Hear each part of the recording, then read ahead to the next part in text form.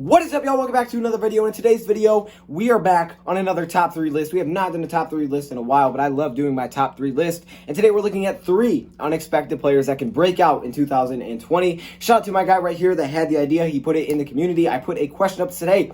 Let me know some video ideas. That was one of the answers. So we're going to go with that one right now. I'm definitely working on some other ones as well. But right now we're looking at 3 unexpected players. So shout out to you for that video idea. Let's get it started. I really tried to go unexpected here. Now, I don't think there's so far you can go with unexpected players. Like, at some point, like, it has to make sense. I can't just say, like, random players. I couldn't just say someone that I really don't think will have much of an impact. So I have to keep it realistic that I actually think he could have a breakout year, but I need to keep it really unexpected. So it's really hard to do, but I try to think outside of the box. However, I think one of them is really inside the box, which I apologize for. But I think the other 2 are really, really good, and one of them will definitely surprise you, I hope. So let's just hop right into this list, man. Coming in at number 3, we have a cornerback. It's Justin Coleman. I think a lot of people may put Amani on here, but I feel like Amani looked really, really good last season in the time that he had. And I won't be shocked if he breaks out and plays really well, because I felt like he was a really good corner last season. Desmond Trufant, obviously not going to shock me too much because, you know, he's proven. Jeffrey Okuda's number 3 pick probably won't shock me too much.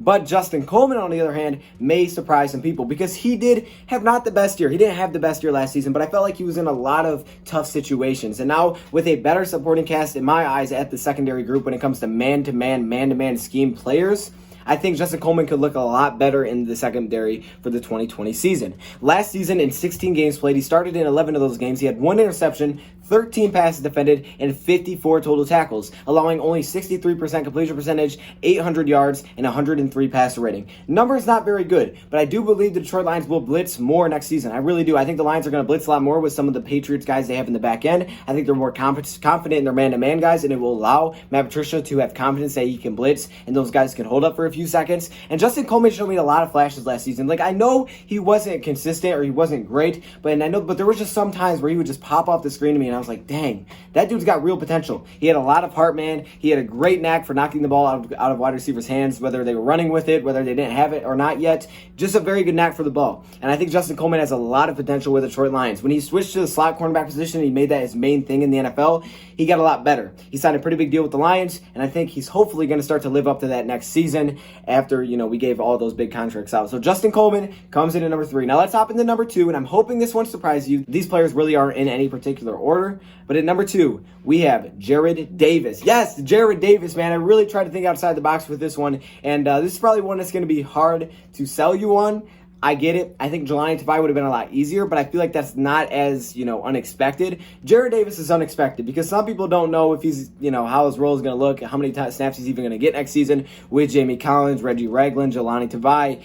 His time may be limited, but I'm going with the Jarrad Davis. See, I think Jarrad Davis is going to be more of a blitzer next season, and if you look at the New England Patriots, they blitz a lot more than what the Detroit Lions do, and I think Matt Patricia wants to blitz more, and he mixed in a few times, and when he did blitz, it was a lot of times with Jarrad Davis. Davis could get back there, he just didn't know he's finished a play. He would stumble or something, but he has that potential, and he has a great burst off of the snap. He has a great way to get to the quarterback. He just doesn't always bring him down. You know, a lot of whiffs, stuff like that. If he can clean that up, he's going to have some nice numbers in the 2020 season. Maybe not as many tackles, maybe not that 100, you know, tackle season that we saw a couple of years ago, but I think he may rack up those sacks once again and get back to that maybe 6 sack range and really help the Lions out. Like I said, I think they're going to blitz more. You got a lot of man-to-man cornerbacks, and I think their secondary is better, and I think they're going to try to implement blitzing. Matt Patricia is going to go out fighting, man. So if he thinks he needs to get more pressure on the quarterback, he will, and I think that could be Jarrad Davis's role. I don't know how they're going to use him this season, but he's on the final year of his deal. They did not pick up a 5th-year option. This dude's playing for a job. He's got a lot of competition in there, and I'm really excited to see what Jarrad Davis could do with the Lions. So Davis comes in at number 2. Now,